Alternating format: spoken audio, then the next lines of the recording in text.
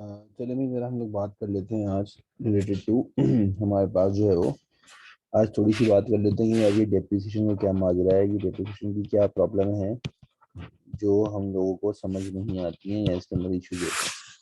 क्योंकि आप लोगों को भी पता है ये डेप्रिसिएशन एक ऐसा टॉपिक है जिसके अंदर जो है हम लोगों को बहुत ज़्यादा चीज़ों को लिखना होता है, एडजस्ट करना होता है, चीज़ें बहुत सारी। तो अगर मैं इसकी बात करूँ डेप्रिसिएशन की, तो देखें डेप्रिसिएशन के बारे में ना हमेशा एक बात याद रखिएगा कि डेप्रिसिएशन कहते किसे हैं। डेप्रिसिएशन कहते हैं हमारे पास कि जब जब हमारी a fall in the value of non current asset is called depreciation. जब आपके नॉन करंट एसेट की नॉन करंट एसेट्स की वैल्यू, ठीक है, इनकी जो वैल्यू है वो कम होने लग जाए तो आप इस कम होने को कहेंगे डेप्रिसिएशन। ठीक है, अब जरा एक बात तो मेरी समझिएगा कि आपके एसेट्स की जो वैल्यू है उसके कम होने के रीजंस क्या क्या हो सकते हैं। तो हम बोलते हैं reasons for charging depreciation.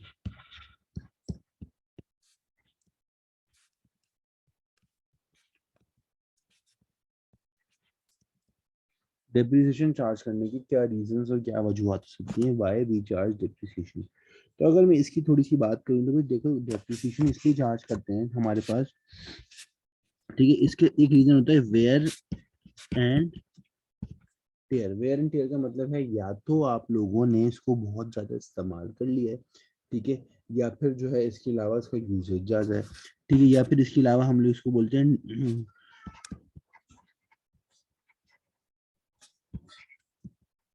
Technological advancement. कोई न्यू टेक्नोलॉजी आ गई तो पुराने वाली की वैल्यू कम हो जाएगी। डैमेज आप कह सकते हैं यूजेज, ठीक है, डैमेज हो गया है गुड, या फिर इसके अलावा हम लोग ये कहते हैं ऑब्सोलीट। ऑब्सोलीट का मतलब है कि अब उसकी मार्केट वैल्यू नहीं रही है या फिर वो अब एग्जिस्ट किसी भी तरीके से नहीं करता है, ठीक है। अब देखिए एक बात तो हमेशा याद रखनी है आप लोगों की कि जो आपके पास डेप्रिसिएशन है ना, ये बिजनेस के लिए क्या है, ये एक बिजनेस के लिए उसका एक्सपेंस है, ठीक है। तो इसके मतलब डेप्रिसिएशन जब भी बढ़ेगी तो वो एक्सपेंस बढ़ेगा और वो आपके pass on a debit side record होगा, ठीक है। तो हम लोग हमेशा उसको कहाँ रिकॉर्ड करेंगे, डेबिट साइड पे लिखेंगे। ये एक कॉन्सेप्चुअल और एक तमीज की बात है। अब कौन कौन सी ऐसी चीजें हैं जो व्हाट आर डेप्रिशिएटेड, तो वो कौन कौन सी ऐसी चीजें जो डेप्रिशिएट होती हैं। तो भाई जो भी नॉन करंट एसेट से रिलेट करेंगी which are related to non current assets, all those transactions are depreciated, ठीक है, वो सारी जो है वो डेप्रिशिएट हो जाती है, ठीक है। अब हमें पता है कि भाई नॉन करंट एसेट क्या क्या होते हैं ये हमें मालूम है, तो हमें कोई टेंशन लेने की जरूरत नहीं है। जैसे कि हम लोग कहते हैं कि भाई बिल्डिंग जो है ये एक नॉन करंट एसेट होती है, ठीक है। इसके अलावा हमारे पास जो एक इक्विपमेंट है, इक्विपमेंट एक नॉन करंट एसेट होता है। मशीनरी हो गई, मशीनरी एक नॉन करंट एसेट होता है, ठीक है। इसके अलावा हमारे पास मोटर व्हीकल हो गई, वो एक नॉन करंट एसेट होता है। तो हर कोई सी भी ऐसी चीज विच हैव, ठीक है, fixed value over an year, जिसकी एक साल तक लाइफ फिक्स रहे, वो नॉन करंट एसेट कहलाएगा, ठीक है। और उसके बाद हमारे पास वही चीज जो है वो डेप्रिशिएट हो जाएगी। अब इसका थोड़ा सा आगे बढ़े तो जो मसले मसाइल है ना वो इन सब बातों में तो नहीं है भाई। बच्चे को मसले मसाइल हैं कि यार सर ये जो मेथड की बात आती है तो ये मेथड कौन कौन से हैं और ये कैसे अप्लाई होंगे। तो याद रखिएगा हमारे पास तीन मेथड है। पहला वाला डिस्कस करते हैं, वो कहलाता है स्ट्रेट लाइन मेथड, जिसको हम लोग SLM भी कहते हैं, ठीक है। याद रखिएगा ये हमेशा अप्लाई होगा, स्ट्रेट लाइन मेथड जो है वो हमेशा अप्लाई होगा किसके ऊपर भाई, ये हमेशा अप्लाई होगा बिजनेस की कॉस्ट के ऊपर, ठीक है। Straight line method is always applied on the cost of an asset. हमेशा हम इसको बिजनेस एसेट की कॉस्ट पे अप्लाई करेंगे।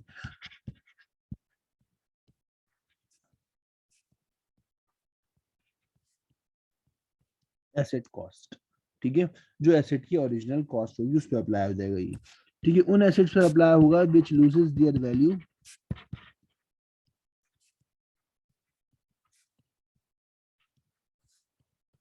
स्लोली एंड ग्रेजुअली, जिनकी वैल्यू जो है वो स्लोली एंड ग्रेजुअली कम होती है। तीन तरीके के इसके फॉर्मूले हैं, वो फॉर्मूले मैं मेंशन कर देता हूँ। जैसे पहला फॉर्मूला हमारे पास क्या है भाई, पहला फॉर्मूला हमारे पास है तीनों यहाँ लिख देता ना फॉर्मूले एक साथ ही,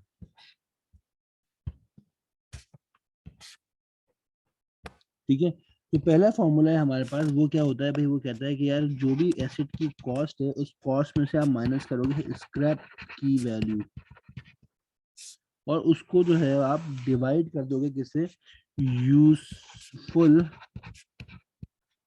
लाइफ से, तो आपके पास डेप्रीसिएशन आ जाएगी 1 साल की, ठीक है। इसी डेप्रीसिएशन को हम लोग स्क्रैप वैल्यू को हम लोग रेजिडुअल वैल्यू भी कहते हैं, रेजिडुअल वैल्यू, ठीक है। स्क्रैप का मतलब है कचरे की वैल्यू, रेजिडुअल का मतलब है बची कुछ वैल्यू, ठीक है। आगे बढ़ते हैं। फिर अगला फॉर्मूला इसका होता है कि आप कॉस्ट में से माइनस करोगे स्क्रैप वैल्यू, और जो माइनस करने के बाद आंसर आएगा उस पर रेट लगा दोगे तो आपके पास डेप्रीसिएशन आ जाएगी। और लास्ट फॉर्मूला होता है इसका कि आप कॉस्ट पर डायरेक्टली परसेंटेज लगाओगे तो आपके पास डेप्रीसिएशन कैलकुलेट हो जाएगी। तो सवाल में आपके पास जो दिया हुआ हो तो उसी को फॉलो करेगा। अगर कॉस्ट स्क्रैप वैल्यू लाइफ दी हो तो पहला लगेगा, कॉस्ट स्क्रैप वैल्यू रेट दिया हो दूसरा, और सिर्फ कॉस्ट और रेट दिया हुआ होगा तो थर्ड वन लग जाएगा। एक इम्पॉर्टेंट बात ये है हमारे पास इम्पॉर्टेंट बात को हम लोग एक छोटा सा स्टार बना के याद रखेंगे। तो इम्पॉर्टेंट बात ये है कि the amount of depreciation is same each year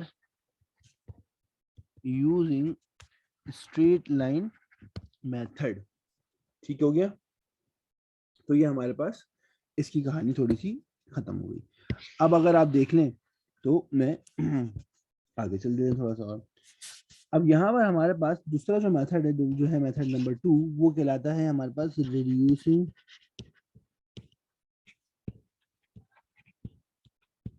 balance method, ठीक है। अगर मैं रिड्यूसिंग बैलेंस मेथड की बात करूं तो बेसिकली रिड्यूसिंग बैलेंस मेथड को हम लोग आरबीएम भी कहते हैं, ठीक है। अप्लाइड ऑन दो ऐसे, सबसे पहले तो applied on the net book value of an asset, asset की जो नेट बुक वैल्यू होती है भाई हमेशा उस पर अप्लाई होगा, ठीक है। दूसरे की अगर मैं बात करूं तो दूसरा हमारे पास इसके बाद क्या है, उन एसेट्स पर अप्लाई होगा which loses their value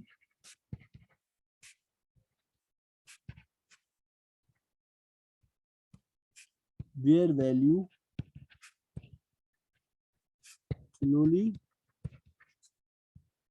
and sorry बिल्कुल सॉरी, ठीक है, which loses their value higher in the initial year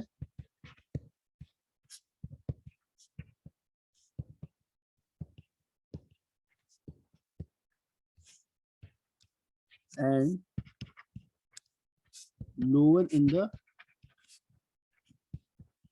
after years, ठीक है। जिसकी वैल्यू जो है वो पहले साल जो है वो ज्यादा कम होगी और आने वाले सालों में जो है वो स्लो स्लो कम होगी। अगर इसकी हम लोग बात करें तो भाई इसका भी फॉर्मूला आइए हम लोग थोड़ा सा देख लेते हैं। इसके फॉर्मूले की बात करें तो उसका फॉर्मूला क्या होता है कि आप जो है वो कॉस्ट जो है बिजनेस की, ठीक है, उस कॉस्ट में से माइनस करोगे एक चीज होती है जिसको हम कहते हैं provision for depreciation, is equals to हमारे पास आ जाएगा नेट बुक वैल्यू, ठीक है, मल्टीप्लाई करोगे आप परसेंटेज से तो आपके पास आ जाएगी डेप्रीसिएशन, ठीक है। अब जरा गौर से एक चीज देखिएगा कि ये हमारे पास हमारी प्रोविजन फॉर डेप्रीसिएशन क्या होती है। ठीक है, तो प्रोविजन फॉर डेप्रिसिएशन कहलाती है हमारे पास एस्टिमेटेड,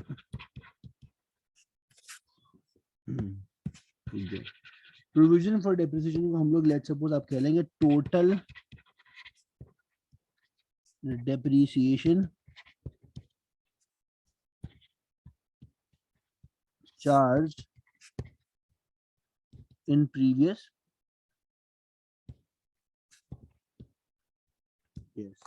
पिछले सालों में जितनी पुरानी सारी डेप्रिसिएशन चार्ज हुई है वो सब हमारे पास क्या कहलाएगी, वो सब कहलाएगी, ठीक है, क्या कहलाएगी, provision for depreciation. Provision for depreciation का एक और नाम है भाई, क्या नाम है, तो इसको हम लोग भाई अक्यूमुलेटेड डेप्रिसिएशन भी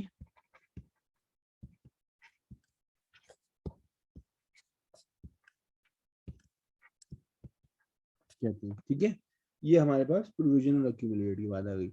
फिर आ जाते हैं हमारे पास कि यार ये नेट बुक वैल्यू क्या होती है। तो अगर मैं नेट बुक वैल्यू की बात करूं तो नेट बुक वैल्यू हम लोग कहते हैं एस्टिमेटेड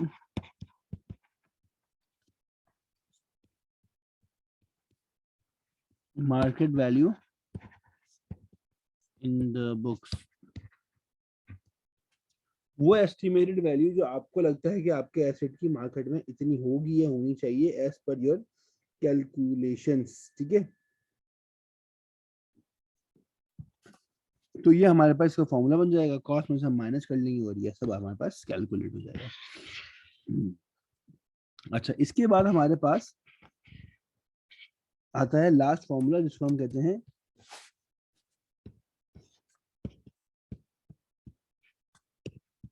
रीवैल्यूएशन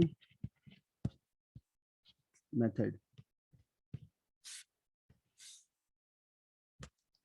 ठीक है, अब ये जो रीवैल्यूएशन मेथड है इसका फॉर्मूला क्या होता है, सबसे पहले तो ये हमेशा अप्लाई होता है on those assets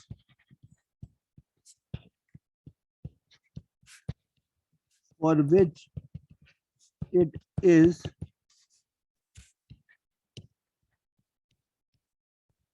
difficult to calculate cost, जिसकी कॉस्ट कैलकुलेट करना मुश्किल हो, जिसको हम कहते हैं लूज टूल्स। ठीक है, और जिसका फॉर्मूला होता है वो होता है कि आप एसेट की ओपनिंग वैल्यू लिखोगे पहले, तो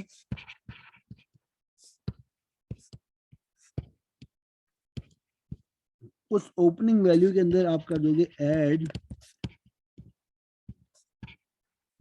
purchase of asset.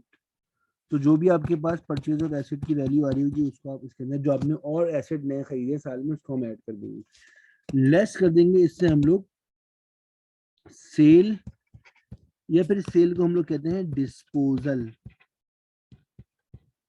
Of asset, और लेस कर देंगे इससे जो आपके एसेट की क्लोजिंग वैल्यू ऑफ एसेट है। तो आपके पास क्या होगा, आपके पास डेप्रीसिएशन आ जाएगी। ठीक है, इसके अंदर अभी और बहुत कुछ बाकी है, लेकिन वीडियो लंबी ना हो जाए इसीलिए मैं क्या कर रहा हूँ अभी, इसीलिए सिर्फ मैं अभी जो है ये फॉर्मूले लिखे, नेक्स्ट वीडियो के अंदर हम लोग जो इस फॉर्मूले को सॉल्व करना सीखेंगे, और फिर उसके बाद जो बाकी इसकी फर्दर मोर चीजें होती है वो हम लोग इसके अंदर कंटिन्यू करेंगे। ठीक है।